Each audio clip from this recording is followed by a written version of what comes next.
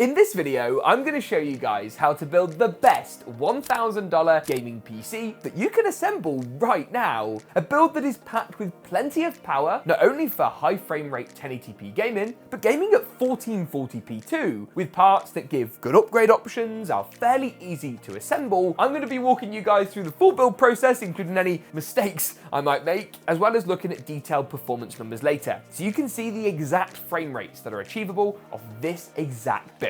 Let's do this. Take your build to the next level with Apacer's sleek RGB DDR5 memory. Available with a wide range of speeds and capacities, the Apacer Panther lineup has a kit for everyone. A great looking aluminium alloy heatsink offers excellent heat dissipation, while Intel XMP 3.0 and AMD Expo certification means this RAM is a great fit for Team Red and Team Blue systems. Plus, RGB support in Asus, GeekaWhat, MSI and ASRock software suites makes this an easy addition to any build. Learn more at the first link in the description below. This video is going to be split down into 4 main parts. First, I'm going to walk through all the parts I've selected and why. Secondly, I'll be walking through the full build process, how to assemble the system step by step. Third, we'll be looking at how good the build looks when it's all powered up. Before fourth and finally, we'll be looking at the detailed performance numbers in a wide range of the most popular titles. Feel free to use the timestamps below to navigate through, and there'll be links to all the parts mentioned in the description too for latest pricing and availability. So what have I picked? Let's start off, shall we, with the CPU.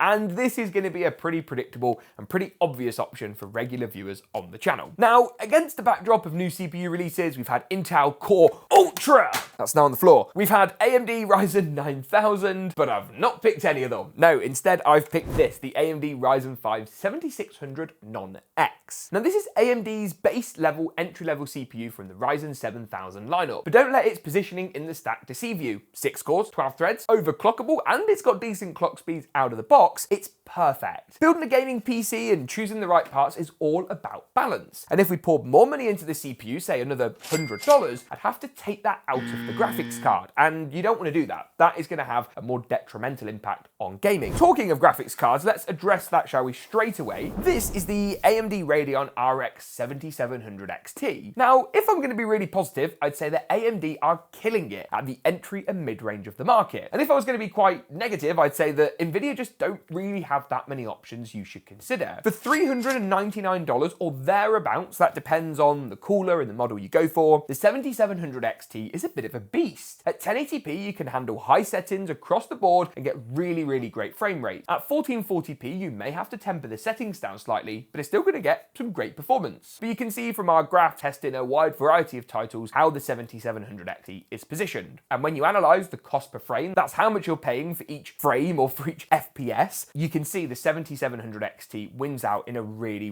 big way. Of course though, no good build is complete without a good set of memory. Now again, this is a really easy part to pick for this build. We want to leave as much money as possible for the GPU to get the best gaming performance. And we know from our testing that 32 gigs is what you need. This kit is also dual channel, so we get 2 DIMMs for double the bandwidth. And this Vulcan kit is available in red or in a like gunmetal grey colour. This is the dark grey variety, which I think looks really nice. Storage wise, I've gone for a 1TB Crucial P3 Plus. This particular drive is a really fantastic option because it gives you 1000 gigs of super fast Gen 4 storage. It's a more entry-level Gen 4 drive, but it's still plenty fast enough and an awesome shout for this build. Again, you can view our full SSD testing with loads of data and compare all the different drives on GeekaWhat.com, linked in the cards now and down in the description below. With this being a Ryzen config, we of course need a Ryzen motherboard, and that is where the ASRock B650M Pro RS comes in. When it comes to motherboards, I don't want to kind of sound a bit like a broken record that's spinning round and round and round. This is a build about optimizing cost, and I wanted to get the cheapest, reputable, well-performing B650 motherboard. Now, for those of you that don't know, when a brand like Intel or AMD brings out a new CPU lineup, they also bring a set of chipsets. The B series chipset is AMD's cheaper option below the X lineup, but unlike Intel, you can still overclock the memory and the CPU on this cheaper chipset, which is awesome. Now, this is a micro ATX board, making it a little bit smaller, smaller than the larger ATX counterparts, but I think it's actually quite an attractive looking thing. Power delivery for the 7600 is more than sufficient. In terms of other cool things to kind of talk about on this board, got M.2 heatsink and heat shield in here for the M.2 drive. That's going to pass the heat through the drive and out, which is really nice to see. 4 RAM DIMM slots. Cheaper boards historically will only have 2. That's bad news. You want 4 to take advantage of A, dual channel performance, and B, better upgrades later. Let's have a quick look at the rear I/O as well, because that's always an important thing to get right. You can see we have got 2.5 gigabit Ethernet. We've got a couple of really high-speed USB ports and some USB 2s for good measure. There isn't loads of connectivity on this board, but for gaming, there is plenty. Now, we'll also need some form of cooler. Technically speaking, you could go for the stock cooler that comes included with the 7600, but I'm going to say don't do that and get this instead. Now, this is Cooler Master's Hyper 212 Black Halo, which I think A, looks awesome, and B, has come down in price dramatically. This used to be a lot more expensive than the likes of the Vetru V5 and the Johnsbro 120mm AIO, but now it's actually cheaper, if not price parity, which is really great to see. Let's talk about power as well while we're here. The penultimate component to talk about, this is the Thermaltake Smart BX3 750. It is perfectly functional. And what I really like is it's actually ATX 3.1. So that gives you not only the new GPU power cable, which ironically we don't need in this build, but you have it as an extra. Again, those upgrades are spot on. Gives us extra wattage over what we need, an affordable price point, and the only downside really is the fact it's not modular, but that's going to be fine. At a lower wattage, you've got slightly less cables to have to contend with anyway, and a good cable tie will keep these tucked in the rear of the case and out the way. Talking of the case, what have I gone for? And again, this is another area of the build that I'm really pleased with. Specifically, it is called the Montech XR. Now, if I had the whole video to tell you all the things I love about this case, we'd be here a while. Montech are one of those brands that have just been on a bit of a roll recently. Now, this case comes in anywhere from between $70 and $90 depending on when you buy it and where you buy it. Some big sales periods coming up, so it might be a good idea to keep an eye on pricing. But this chassis does a lot of stuff really well. So not only do you have 2 intake fans, and they're actually the slightly more expensive reverse blade design that look better than having the fan somewhat mounted backwards. You get a nice glass panel at the front, giving you that sort of fish tank look. Full mesh on the power supply shield, and full mesh where the power supply lives. Rubber grommets, which are really nice on the side for your motherboard and your fan cables. Another 120mm ARGB fan pre-installed at the back. The PCI lanes are the removable rather than the snap-out type that you'll see on some cheaper cases. Decent cable management options with some included Velcro cable ties, all the front panel cables we need, and of course, front panel USB 3 Type A and Type C. With the parts done and dusted, it's time to install everything, starting off with the motherboard assembly. CPU-wise, you want to go ahead and find the golden triangle on the processor and match this up with the triangle on the top left-hand corner of the CPU socket. Once you've done this, it's a simple case of lifting the arm up on the socket, lifting the cover up, and then just dropping the CPU into place. Ryzen now, of course, have moved the pins back onto the motherboard after years of them being on the CPU, which in my opinion is a much better way round to do things. Once the CPU is in, I'm next going to go ahead and pop the memory in. Now, this is the Vulcan kit I talked about earlier. It's very low profile, which makes it great if you're using a tower air cooler, as all the RGB you find on more expensive kits just adds more height to the memory overall. For this build, I'm going to be using the 2nd and 4th RAM DIMM slots if you're looking from the CPU outwards, and I'm just going to slide the memory into place. Bit of pressure on both sides.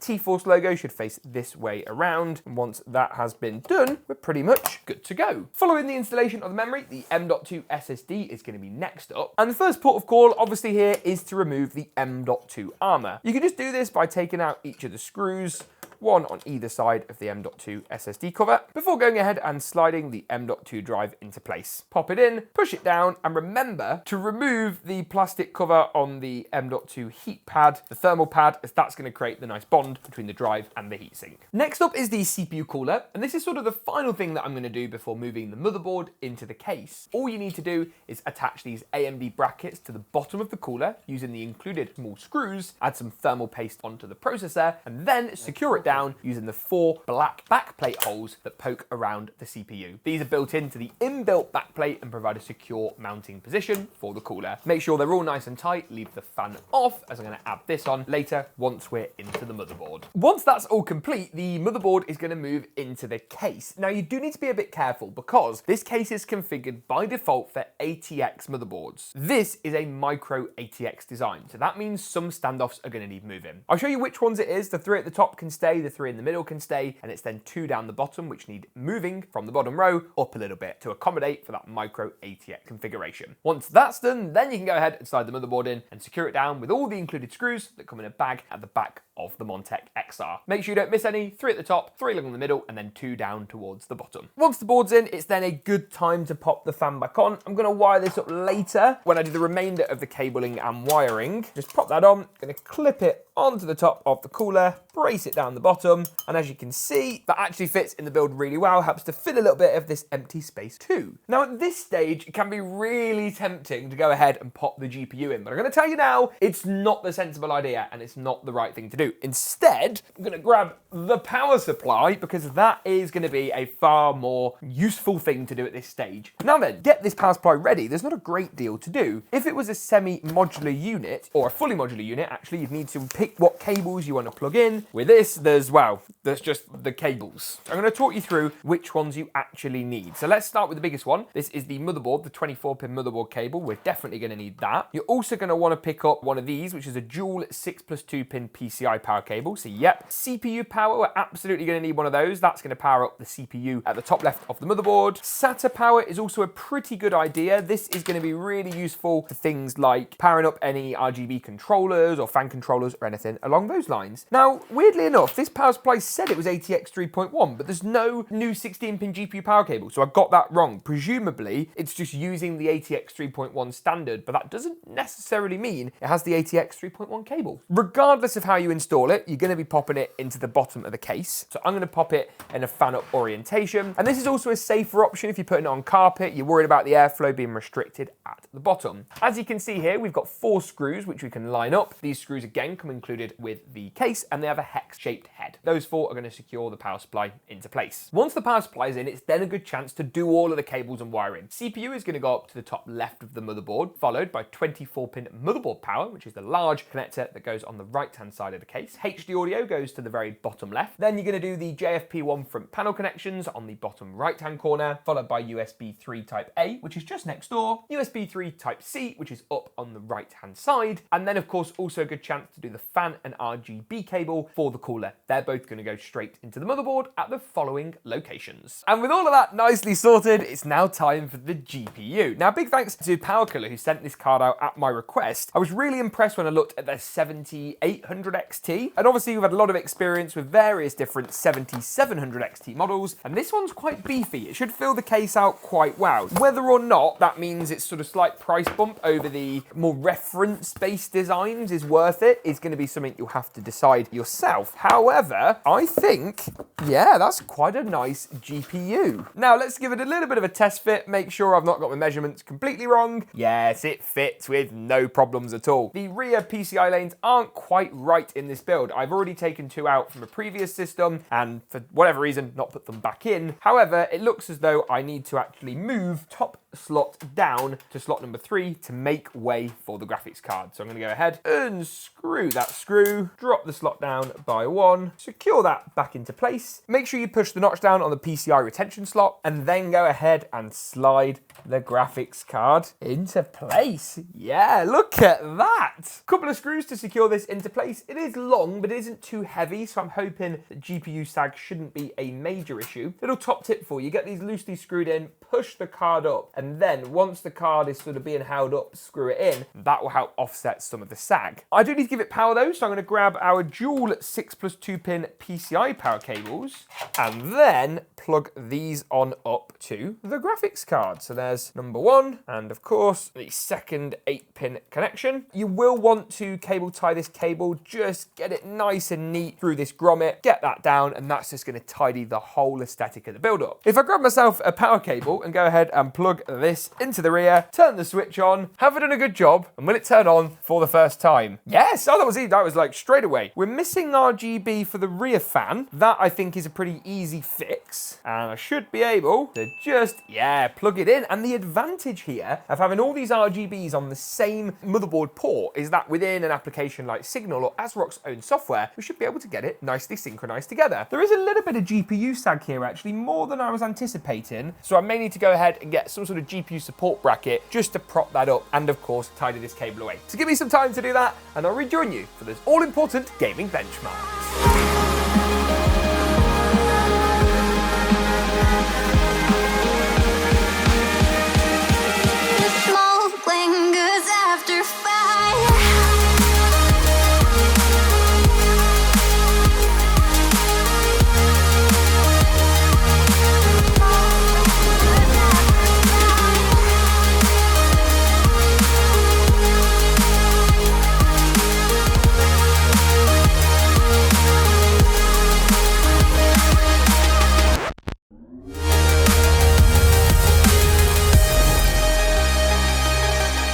Looking amazing. I'm super happy with how this build has turned out, and I love what Montech have done with the XR. So much more affordable than some of the other fish tank style PC cases. Now, in terms of performance, the first game on test is Black Ops 6. Of course, a brand new COD, loads of people are playing it. I've been enjoying it, and on this build, it works, well, very well. On average, we tested at 1440p high settings with FSR set to the quality preset so we don't get too much visual degradation. And you can see frame rates are really solid, 111 FPS on average throughout the entire run. GPU pinned at 100%, so no sign of any sort of CPU bottleneck, and visually a game that looks great. Look at VRAM though. At 1440p, it's using over 11 gigabytes, showing how important the extra VRAM is on the 7700 XT. Moving through into Alan Wake 2 next, again testing at 1440p high settings, and here with FSR, once again on the quality preset, the build did well, 88 frames per second on average. I don't think visually this looks as good as on an NVIDIA config. However, the game still played really well. Again, 100% GPU usage, so a CPU bottleneck, which is a good thing. And as you can see, a pretty good gaming experience overall. Moving through into Apex Legends next, of course, one of the most popular esports games out right now. 1440p high settings again here, and the build did really well, over 240 FPS on average. Again, you can see super consistent, super solid frame rates, pretty competitive, and I'd see no need to drop down to a low res here to get any extra frame rate. Hogwarts Legacy is next up, and here again at 1440p high, I think you can predict what settings we're using by now. The build did well, 96 frames per second on average, a less popular title, but a good RPG, and gives us a nice mix for our benchmarks today. Cyberpunk 2077 next up, and again, it looks good. I don't think it looks as good as what you'll find on an NVIDIA powered system. I'm just being honest. However, at 1440p high with FSR set to the quality preset, frame gen enabled, the build still did really well. For the 7700 XT to be pulling in an average of 211 frames per second is nuts, and as you can see in the in-game benchmark mode, the game is performing pretty well. Move through into Black Myth Wukong next up. This is actually the lowest performing in terms of frame rate out of all the games we tested today. 1440p, the very high preset, FSR enabled, and the build achieved around 78 FPS. So you can see we're down on the triple digits we've seen in most of our other tests, but still a pretty solid set of results. The final game to test out is Fortnite at 1080p competitive settings. Here the frame rates were frankly nuts, 311 FPS on average. This is of course 1080p with everything tuned down to low, except the render distance, which was set to far. Really great performance as you'd expect. You guys love to see it. It works well on this system, no surprises there. Now if you'd like to buy any of the parts that make this build possible, you can find latest pricing at the affiliate links in the description below. Get subscribed to see more videos from me. Thanks for watching, and as always, we'll see you in the next one.